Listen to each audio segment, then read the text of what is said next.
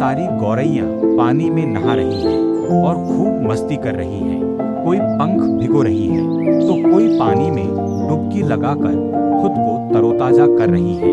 गौरैया अनाज, छोटे बीज और दाने खाना पसंद करती है और अपने बच्चों को छोटे छोटे कीड़े भी खिलाती है।